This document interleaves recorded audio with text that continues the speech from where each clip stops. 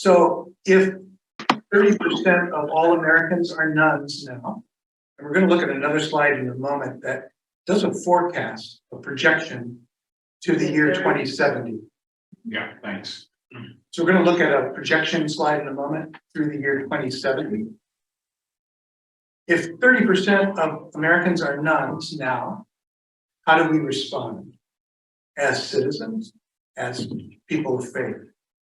We can deny, we can blame, or we can do everything we can do to get them back. I think there's another option, and it's the bias of the book by Elizabeth Drescher that we're going to be using a lot from today, called Choosing Our Religion, the Spiritual Lives of America's Nuns. Pass that around. And that option is to lean in, listen, and build relationships and partnerships with nuns. Is that the same thing as trying to get them to join the church? No. Lean in, listen, learn, understand how they live their lives, understand their lives as spiritual human beings, build relationships, friendships, partnerships. But first, you need to really know who the nuns are. So that's the first thing today. But before that, here's the projection from Pew Research Center of the percentage of Christians in America now and for the next 48 years to the year 2070. This projection was made in 2020, so it's already 2 years old. So there are 4 scenarios in this projection. The first is if there's no switching at all. Let's say that the last person who switched from a nun to a Christian or a Christian to a nun switched yesterday, and there's no more switching. Now, this has been going to happen, right? But it gives us a baseline. If there's no switching at all, Pew says that 48 years from now, America will have gone from 64% Christian to 54% Christian. How is it possible that the percentage of Christians would go down if there's no switching? Influence of People parents. pass away. Good. All of the above. Death. Wow, that- The death of people who are Christians, because those who identify as Christians tend to be older already. We learned that last week. The number of nuns are very strong in people who are age 50 and younger. The millennials and the Gen Zs. We learned that last week. So even if there's no switching at all from now to the year 2070, the percentage of Americans who are Christians will decline, but still be a majority, barely, 54%. But that's not a likely scenario. Switching happens all the time. The next projection is what they call steady switching. And that is if in each new generation, 31% of children and youth who are raised Christian become nuns, which is what's happening now, then by the year 2070, America will be less than 50% Christian, 46% Christian. But what about the Muslims though? I mean. Right. So we learned last week that the number of people of other faiths are staying the same and are not projected to grow greatly over in that period. So this was really looking at the number of Christians, not the number of. And what we learned last week is that the increase of nuns is at the expense of Christians, not other faiths. Does this take immigration into account? It does not, as I recall. I can't remember for sure, Chuck. I can't remember for sure. But that's a very important factor. I do remember one thing that Pew said about immigration is that most immigrants actually are Christian. Most immigrants to the United States are Christian. That makes sense, right? A lot come from Latin America. Okay, the next scenario is that disaffiliation or nunning actually picks up somewhat. from 31% of people who are raised Christian to an increasing number, which is a reasonable guess because the trend has been accelerating.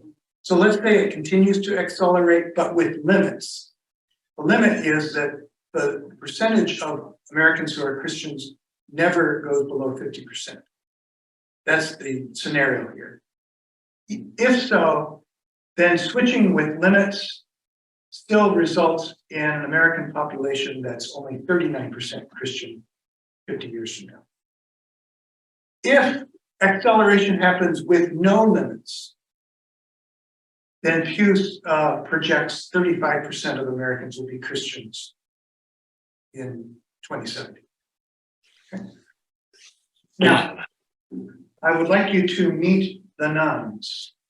Rather than using our time to look at all the social factors that might explain why America is becoming more secular, which is another way of understanding this, or rather than trying to spend all our time thinking about how to get the nuns to come back to church, I'd like us to take Elizabeth Drescher's tack and really get to know them as spiritual human beings. If you would like to spend some time knowing how the church specifically can respond to this situation, this book by James Emery White specifically addresses that. So that's another thing you could do to use your time on this topic. Elizabeth Drescher is a professor at the University of Santa Clara. So I'd like you first to do a thought exercise, and if you want, you could even jot down some notes or have some pad of paper and pencils there, pens. Those of you at home can also jot down some notes if you have some paper, pen, pencil at home. I'd like you to think of a nun that you know very well.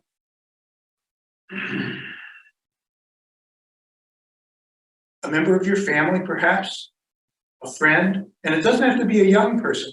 Some nuns are our peers. Think of a nun, just one nun, who would answer none, none of the above, nothing in particular, if asked what religion you belong to. Think about just one person.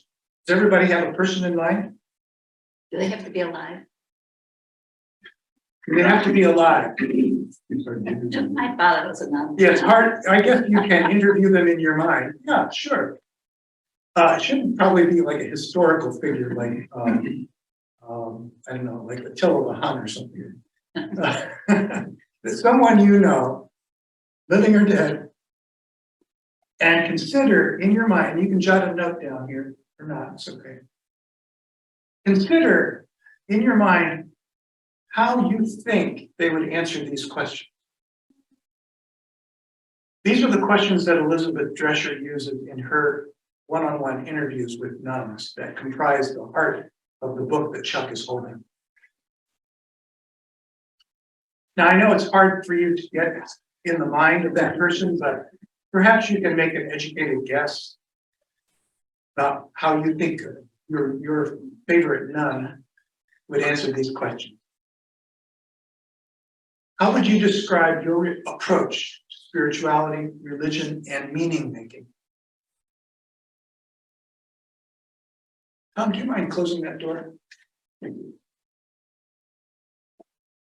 Now, I put the next question in brackets because Elizabeth Drescher actually doesn't ask the God question, but I think it's a fruitful question for someone who's a nun, because remember, 3 nuns out of 5 do not describe themselves as atheist or agnostic. Do you remember that from last week? Nothing. They're the nothing in particulars. So for them, a kind of belief is possible. So I think it'd be interesting. If you're at home, if you could please mute yourself. Thank you. Ask your nun in your mind, do you believe in God? If yes, say more. If no, say more.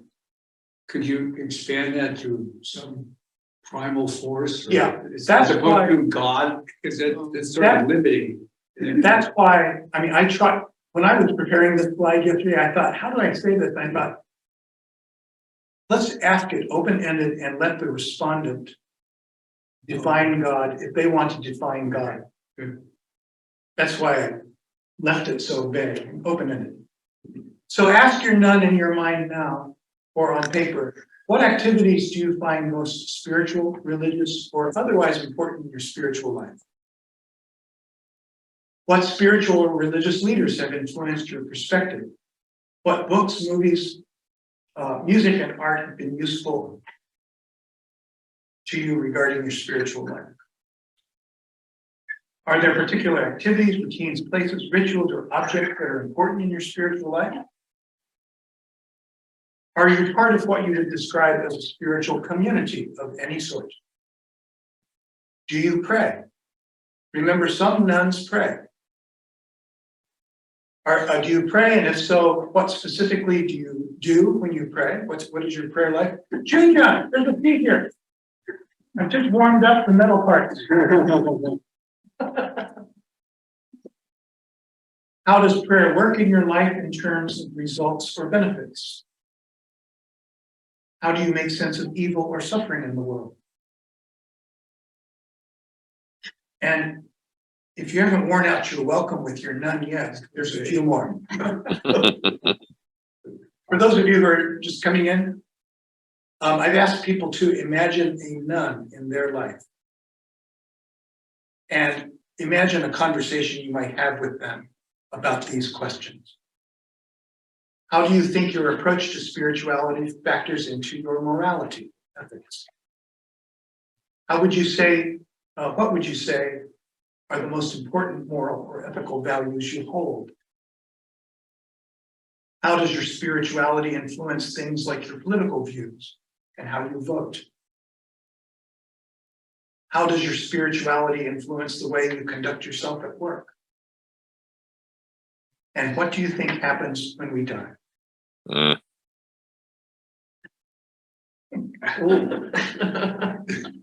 So now let's meet the nuns, but let's start with your nuns, the ones that are in your mind. As you interrogated those nuns in your imaginary conversation with them, what did you learn about their spiritual life? Those of you at home, please chime in too if you'd like. Can I offer a suggestion? Yes, Jess.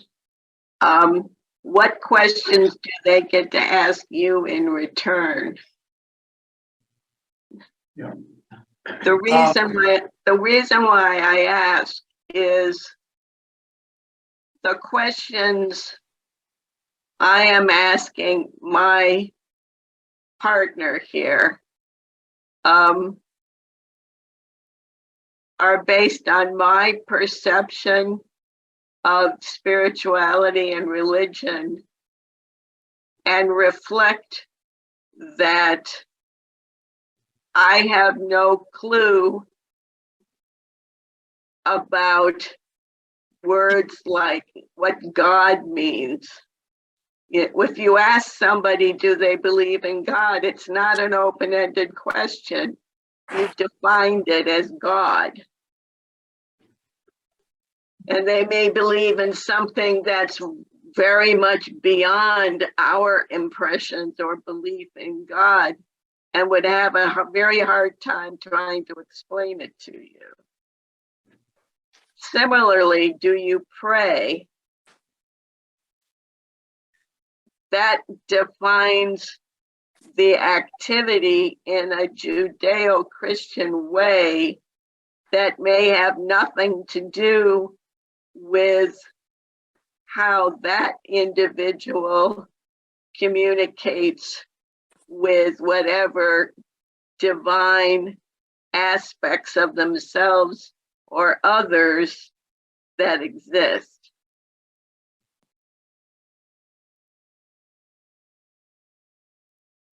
Right, so terminology, mutuality and conversation, these are very important. What I've tried to do here, JS, is to replicate Elizabeth Drescher's methodology Right. in exploring the spiritual life of nuns. And my point of view is that her perspective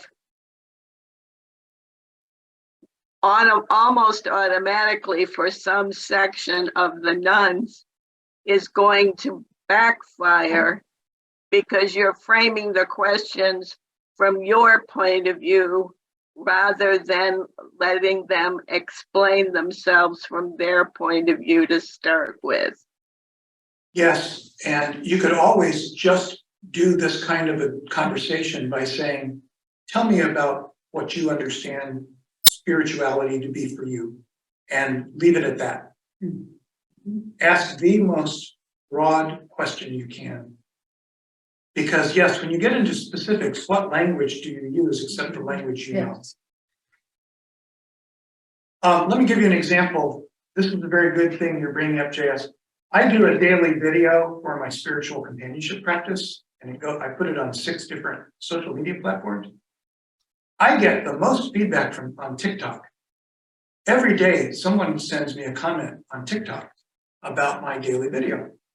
And I did a daily video recently where I said something really, I shouldn't have said it the way I said it. I said, God is at the center of, the nature and character of God is at the center of our spirituality. And then I went on to say more about that. A very nice person on TikTok reached back to me and said, respectfully, those of us who are non-theists don't start the conversation that way. And then I said, you're right. And notice how he defined himself. Non-theist, not atheist. Right. And then I did go on with him, and also in my next daily video, I kind of made an adjustment to that question, kind of apologized for the language I used. And he also responded back after that and said, thank you. And here's how I practice my spirituality. And it has to do with meditation, and for him, it's genealogy research. Oh. But JS is quite right. The language we use here is tricky because people of faith know the language we know. And nuns have stepped back from organized religion in part because of images, language, stories, metaphors that don't necessarily resonate with them. Thank you, JS, for that good comment. For time's sake, I do need to move on and share again. So again, keep meeting your nun in your mind as we meet some real nuns. And for fun today, I'd like the people in the room to read some statements by 6 nuns. Who wants to be Heidi? Heidi doesn't necessarily have to be a female. Oh, but I don't have my glasses. I left them in the Oh, office. I'll lend you mine. All right. And actually, you're first. So, Okay. now who's this? Judith. Who wants to be I Judith? like your glasses. No, I think I can make this out. Maybe. Dorit.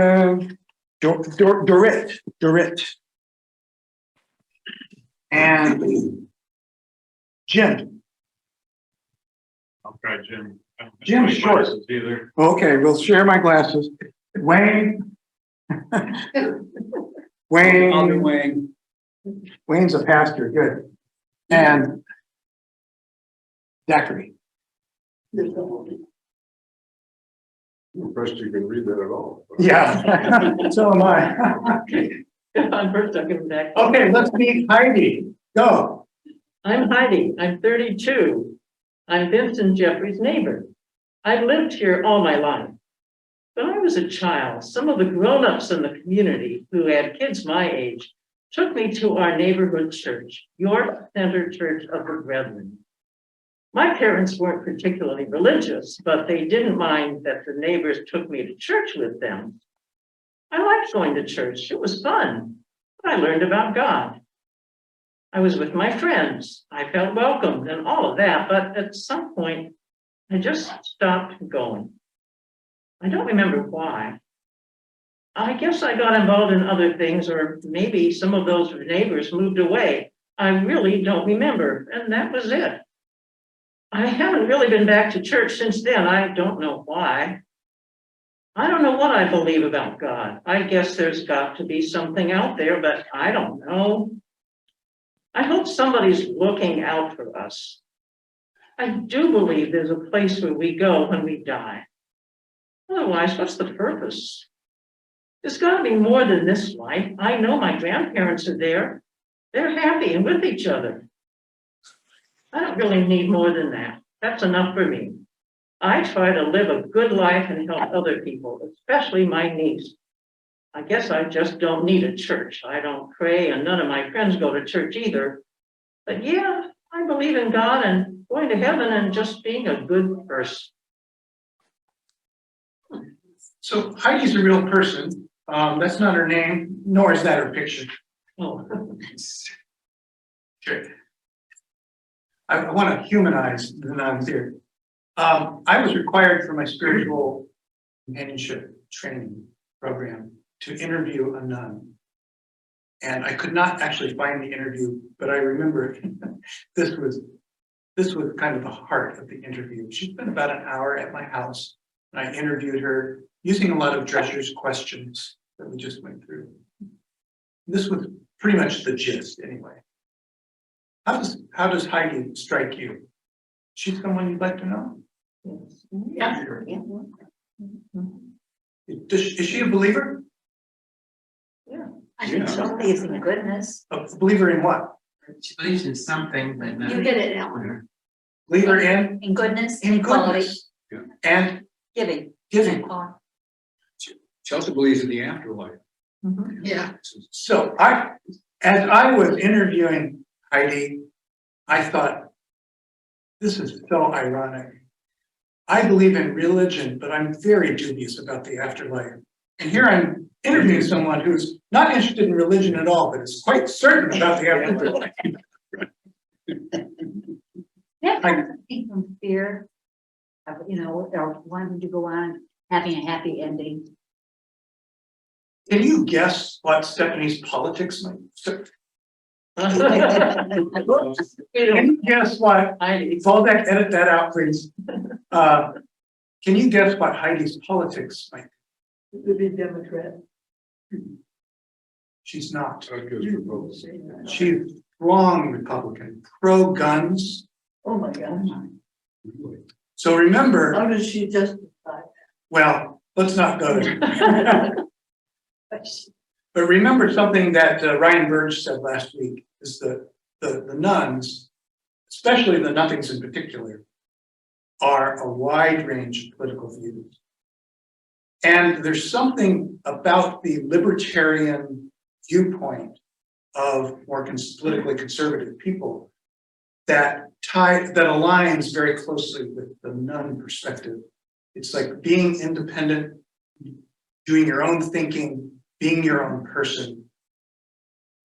This kind of very much aligns in the minds of some nuns. And that's why a lot of Westerners tend to be nuns. Give me land, lots of land, roam and range, and be my own person, think my own thoughts. Free The thinker. country was formed on. Exactly. Exactly. That's our theology. Any other reflections on Heidi? Whose other name you'll all forget about.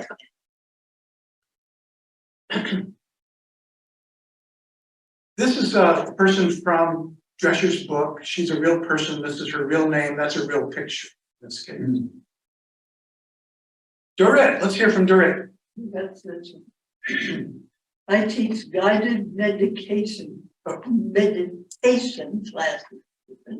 and maintain an active practice as a reflexologist. I've been part of a study of alternative medicine sponsored by the National Institutes of Health. I do meditation classes with cardiac patients, people with cancer and other high-risk illnesses, exasperated by stress. I share other practices as well, chanting, drumming, crystal healing bowls, spiritual writing, and the labyrinth. I guess you'd call me spiritually eclectic.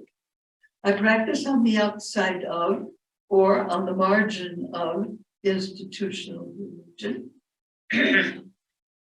I'm a seeker who draws on diverse religious and spiritual traditions. I seek universal connections between all religions.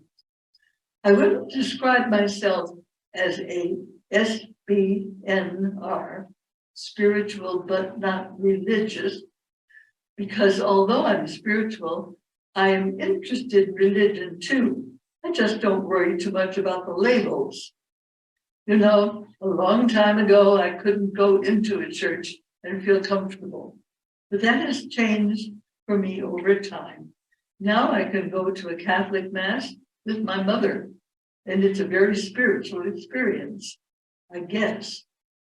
But that is not the core of my spirituality, of course. Well, if that isn't diversity, I don't know what is.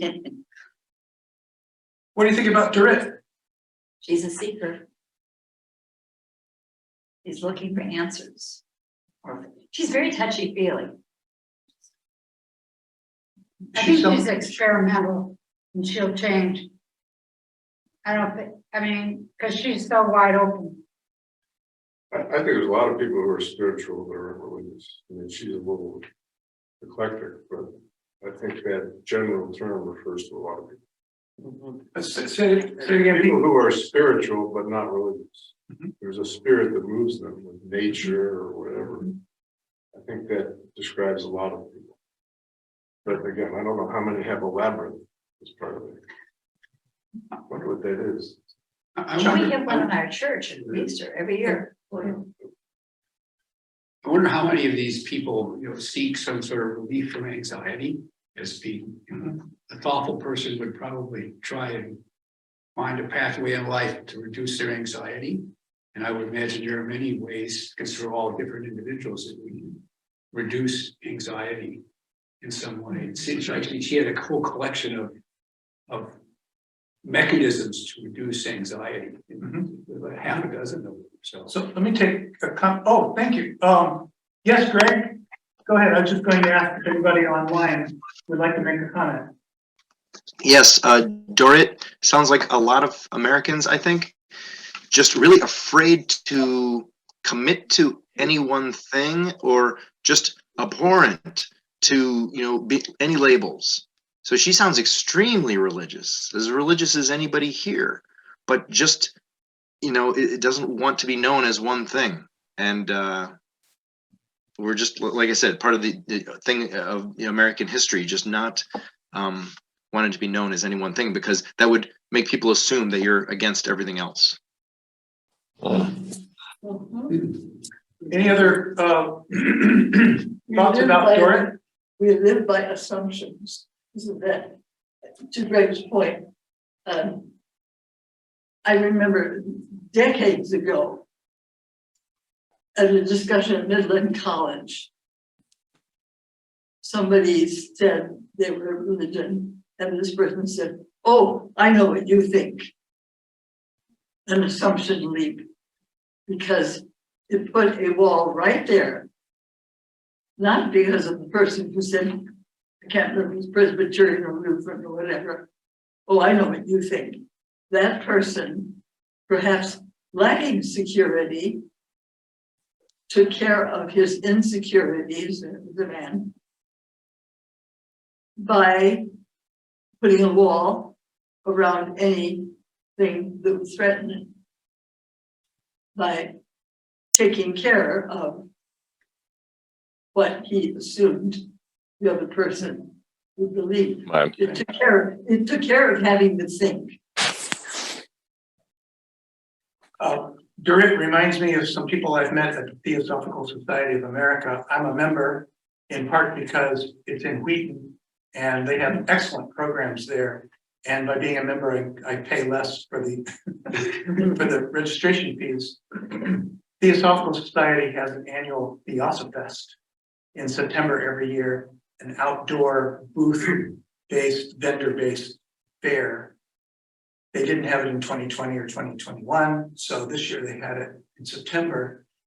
And there were 50 or so booths you could visit. And a lot of them had to do with healing, alternative forms of healing, complementary medicine and so on. Various touch therapies, reflexology being one, Reiki, maybe you've heard of Reiki, is another. And other kind of guided meditation, visualization, healing practices. But my point is that there's a lot of people who are interested in this diversity of modalities in spirituality. Dorit's not alone. A lot of people who don't want to just do one thing when there's all these things to explore, experiment, and benefit from. And the Theosophy Society is just all over the place in terms of people's interests.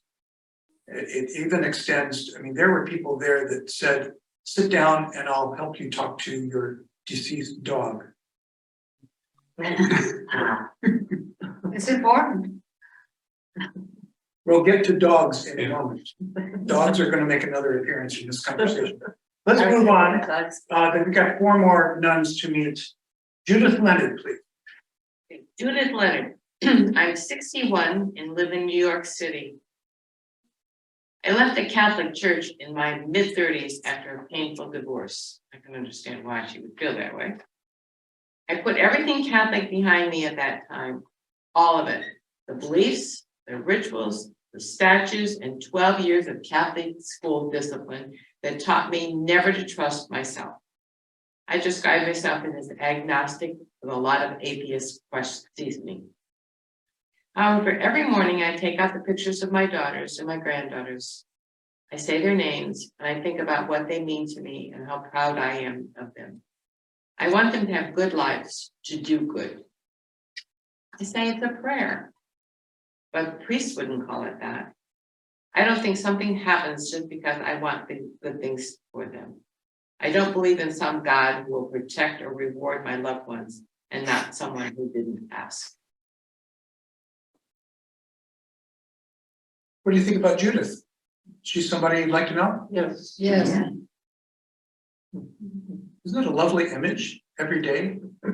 She has this ritual. Can we use the word ritual again? Language, I mean, JS's point is very good. Language is important here. You call something a ritual and someone says, that's not a ritual.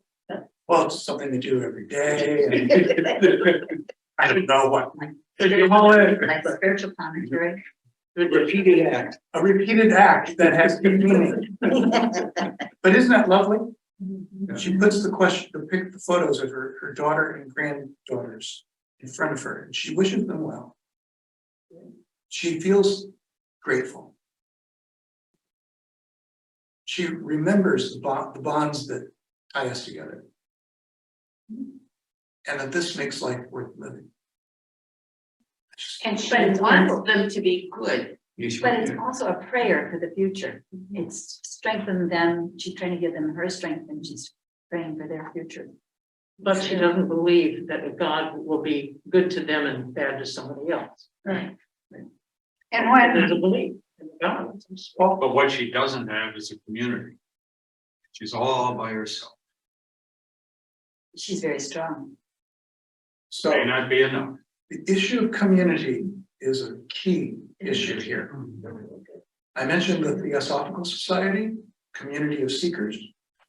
That's, there are communities for seekers, but because of the language issue and what do you do today? If you can do everything, what are you going to do today together? It's not easy to build or find communities for nuns. Nuns are by nature independent. So keep that in mind. That's a very good observation, Paul. Anything else you'd like to note about Judith? well, in the first example compared to Judith, when you asked me to think of somebody I know and how I approach these questions, I thought of all my family. And I thought, well, I can't ask them any of these questions. They don't take life seriously enough.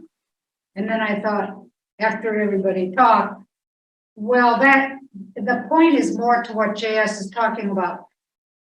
And I leave it at that. But isn't her community her family? If she interacts with them? Is her community her family? Taking out pictures isn't Yeah, that's not. interacting. No. Yeah, And I she- mean, we don't know what she does. I copied We exactly. don't know anything about her Right, there I copied- anymore. Yeah, I copied exactly from Tricia. And that's all it said. But I think, I made that comment because I know a lot of people who have become nuns because they moved away from the teachings of the church, whether it be the Catholic Church or other churches, because it made them feel bad or it somehow affected their sense of self. Well, I worked with a bunch of Catholics and they all said, we feel guilty all the time. Quite frankly, a lot of LGBTQ people have stepped away from organized religion for the obvious reason, right? I think that's And a yet big- there's always a seeking of community in the LGBTQ plus community. And organized, that's such a huge word. Yeah. In my family, organized religion. Right. They just run. Remember what Reinhold Niebuhr said, human beings one by one are pretty good, just put them together and, all kinds of chaos happens. Right? Moral man and immoral society was the name of his great book. Let's learn here from Jim. I'm Jim.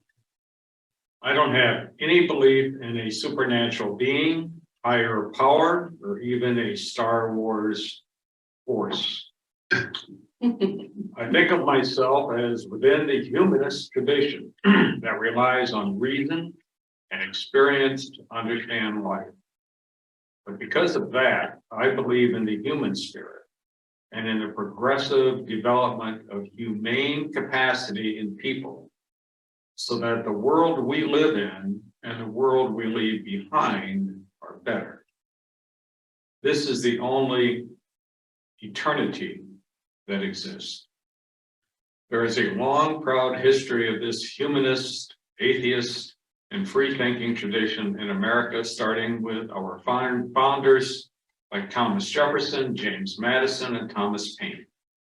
It is predictable that the spirituality of these nuns would be ignored by mainstream press writers.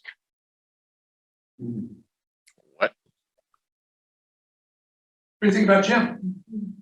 Pretty nice. Would you like to know Jim a little better? Yeah, really interesting. Would you say Jim's a spiritual person? Mhm. What he thinks and. Talks about the human spirit. I don't know what else. you- Very spiritual. He wants a better world. Seems to be a resonant chord here in the room. So it sounds like he tends to lead with the rational, without excluding the intangible, the important intangibles in life, the human spirit, human flourishing, perhaps community. He doesn't say community. Anybody online want to comment about Jim? Or anything else for that matter? Sure. Yeah, I like what Jim is saying. It's hopeful that the United States, founded from the Enlightenment. Maybe we need more sense of community here because, European and Asian countries, we don't have anything holding us together. Different religions, different languages, different backgrounds. Other than the Bill of Rights, the Americans have got nothing in common. So maybe his sense of democracy and history would, for the sake of community, he would be supportive of all believers, and let us organize without worrying about, it's not a bunch of just Jerry Falwell types just because we're Christians. Ready to meet another nun? Wayne, Pastor Wayne. He's a pastor. Wayne. I'm a 30-year-old Presbyterian minister, but if I'm really honest and ask myself if I go to church regularly, if I weren't clergy, I'd actually go. I have this way the character. It just doesn't always feed me spiritually. I can only half imagine what it must be like for people without a vocational anchor. Give up everything else that might be spiritually meaningful on a Sunday morning to go to church. Actually, I think that there are a lot of people who attend church who aren't believers as such. There's somebody in my church I would call a nun in someone's clothing. No, sorry, No, no, in someone. someone's clothing, excuse me. He lives here in Kansas, which is definitely in the Bible Belt. He has spent his whole adult life as an active member of my church as part of a marriage agreement with his wife. In his view, there is no way of knowing there is or is not a God. For him, religion is a social club. Church is moral finishing school. Saturday Night Live candidate. Devoted to his wife. However, he says she believes enough for both of us. He just keeps quiet about his own beliefs, not only to please his wife, but to keep his church-going neighbors from bothering him about church. He never exactly lies about his beliefs if someone asks. He just refers them to what he calls the theologian in the house, Margaret, his wife, and then he changes the subject. When he comes to church, which is almost every Sunday, he doesn't sing the hymns or pray the prayers. He just stands and sits when he's supposed to and nods a little during my service. I'm guessing Wayne is not his real name. Wayne. Nor is that his picture. And actually, Is it a real person or is this made up? so in all honesty, I've taken two stories and put them together here. Are you Wayne? I'm Wayne's a a character. little bit like Wayne, okay. No, I'm not Wayne. Wayne's World, is it? Wayne is in the book, not called Wayne, I forget. Did she name? No, she doesn't name him. That's why I gave him a name. I found a picture on the internet. And actually in her book, he's 40, but I could not find a picture of a 40-year-old pastor. Wayne is telling the story in his congregation. Right, Which is, so that's, oh, he's not, so that's actually where, No, right. Story of the person is, I was reading the story of a person in this congregation. so I've mashed two things together in one thing. The story of the married nun in son's clothing is actually a separate story in her book. I thought they were both interesting. They both kind of go together. I mashed them together in full disclosure. That's good. That's good. Okay. So I've been a pastor a long time and I feel more and more that there are a lot of closeted nuns. And a lot of them go to church. That's why I wanted to include this category. because they enjoy the community. Because of community, and why else would someone who's really like, I really don't believe any of this or a little bit of it, or I always have to kind of translate for myself how I can embrace it. Why would a person, in addition to community, very, very important, why else would a person attend a synagogue, mosque, or church who really does not embrace the doctrine, the ritual, so on? Why? Social belonging. Social belonging. The husband, And pressure sometimes. social pressure. The Yeah, comfort of early learning, Yeah. from the childhood. right, Continuation. of right. that. I've always done. Some sort of mental. If you're at home, if you could please mute yourself, thank you. Yes, Brother Andrew? Okay, so this is the problem of, this is the reality of many Africans because of our, Could you come over, maybe sit in the chair so people at home can hear you? Thank you. because of the way the economy and everything is. There's a song by a group called The Script. And I think the lyrics goes like, I pray to a God that I barely believe in. And no, he says, I'm alive, but I'm barely living. And I pray to a God that I don't believe in. And that is practically the lifestyle of many. And the so-called the heads, the pastors, they also take advantage of this. Everybody is been made to believe that whatever is coming to them is a spiritual force. And in order to get away from that force, you have to come for consultation, pay for the consultation, and every single day of the week, there is some kind of something that you have to pay for. And these are the people who don't have money. And yet you see these ministers driving in cars, having owning multiple mansions. The church that they go to will have a school, but the church members' children can't afford that. The parents can't afford to take their children to go to the school. When a church member is in need of money, they tell them to go and pray.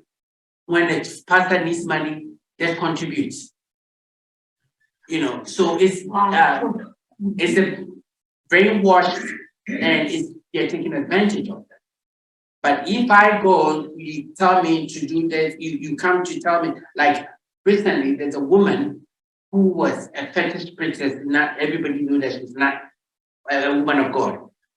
Changed within an overnight, said she's a Christian and bought a church because she had money. And now to be a church member, you have to register and pay for that registration. And after that, she said, bring money and I'll double it for you. The government is in control of the currency of the nation.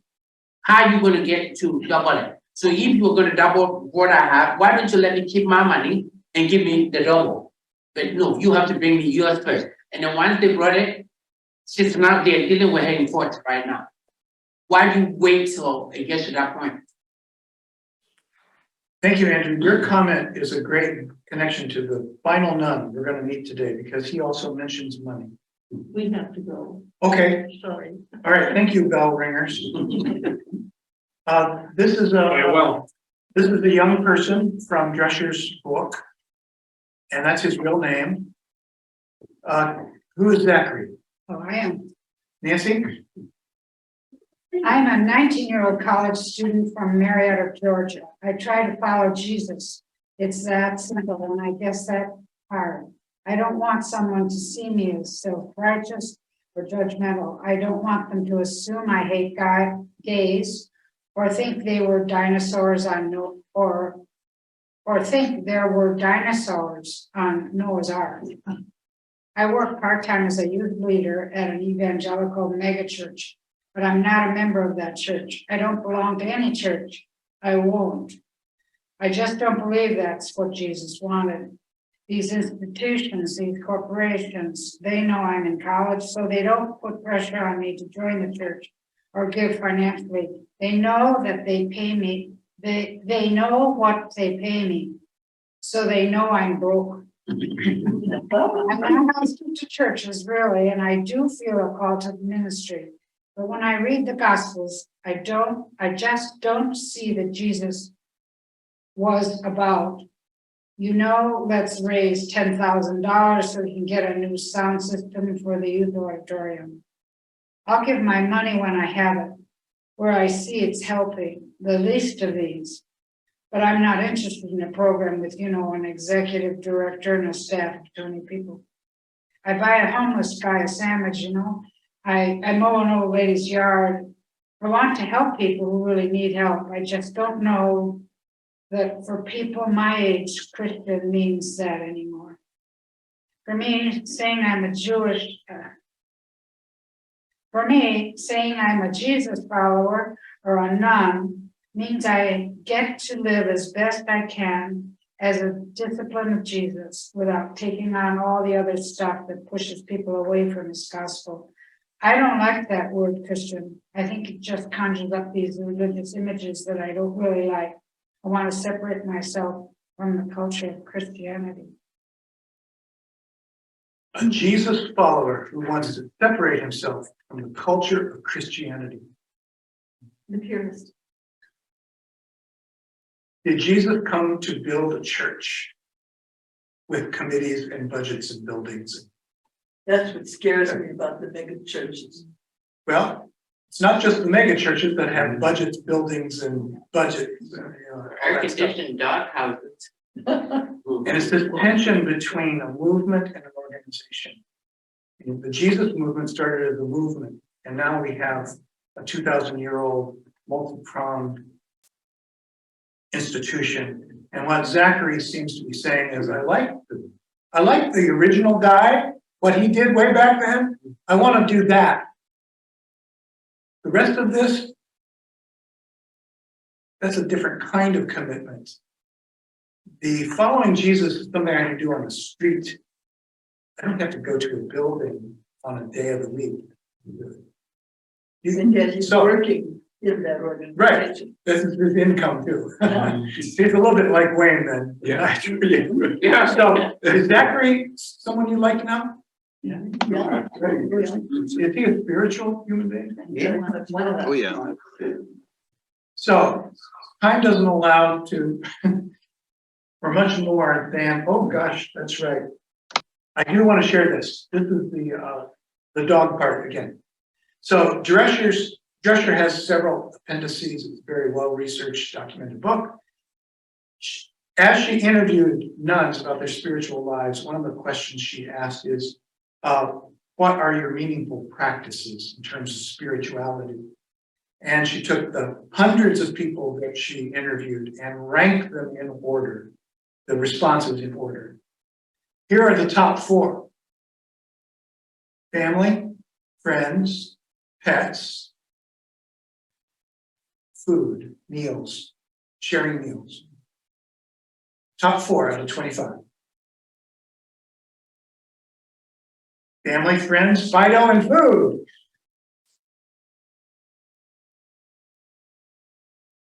Here are the other 21.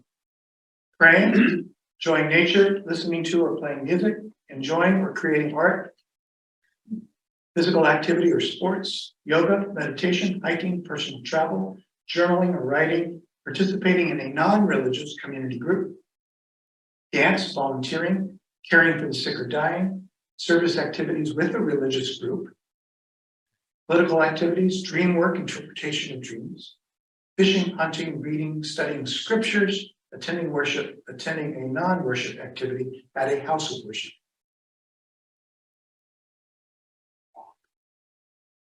Beauty and community. Sorry? Beauty and community. Beauty and community. There's a lot of community in these 25, isn't there? Family, friends, dog community. Food is always about community, unless you're just making a meal for yourself. And a lot of these are community oriented. Are there some things that you think might have been on here that aren't? I have some. I have a question. Yes, Pete. You know, I'm struggling with why we care about this so much, if we do. I mean, as long as people have the same values and morals and act in a sensible way, you know, why do we care what the percentage is? So that's sort of one provocative thought. Right. Another thought is when you look at the decrease in people who identify themselves, and you say it's the only religion, I think it's also the only religion that seems to care about. It seems to try to convert, I'm sure I'm wrong on this, tries to convert other people, right? And I'm wondering whether that forces people into a position where they have to decide when, if you just sort of let it go, you know, they'd be part of a cultural, they identify more with their cultural group. So the reason we're even looking at this topic is because people previously had expressed where's religion going in America? So I think people of faith generally have an interest and curiosity, if not only just intellectual curiosity, but also because the implications for organized religion that they are involved in are massive, and they're already with us. Churches are closing, actually, in the United Church of Christ, my denomination. More and more churches are closing every year. So the implications are there. Also, spiritually speaking, we've just met 6 nuns who help us understand that spirituality is sometimes related to religion and sometimes not. They seem to have sensible values and morals. So your question, why look at it? Because it comes back to us. How much of my spiritual life is in the religion bucket? And how much of my spiritual life is broader? So that's why I think this is a fruitful Hey, look, conversation. I don't think it's irrelevant. I'm not even sure whether I care or not. I don't really know. I'm just sort of asking the question. I care a lot that people have the right values, and morals, but whether they're driven by some other spirit. So, How would they get them? That's a good question. right. I so- think moral finishing school, but. I think that's a great question. We are at time, You but I can just take want to offer you, start there, then. Yeah. I just want to offer this, we're at time. She has a wonderful chapter, you can take a look at your own time, about the children of nuns. Okay. And then here are the closing words from, here's some good quotes here, from Abraham Joshua Heschel, Marshall McLuhan. Here are the closing words from Drescher's book. In the end, the nunning of America is not a turn away from religion, but rather the emergence of multiple, sometimes overlapping, sometimes diverging narratives of religious and spiritual experiences that move through more diverse conceptions of what it means to be human and to be citizens of the nation and the world. This is challenging for a nation that has long thought of itself as religious in very narrow terms. But it hardly represents a loss of values, morals, and community. Rather, we are challenged to find new ways of articulating and sharing the changing story of the Spirit as it emerges in the lives of nuns and sons together. Yet the shape of this narrative, the story of what it means to be religious and spiritual in America today, continues to matter, even as institutional religion wanes, because it has such a profound influence on how we see ourselves as a just and moral people and how we act toward others in the world. Concluding comment, the energies of the majority of Americans who continue to affiliate with institutional religion then is best spent not in attempts to recapture nuns and draw them back into churches, synagogues, and mosques. It seems a far better spiritual investment to listen more deeply to their stories so that we can develop a richer, more complex story of the American spirit.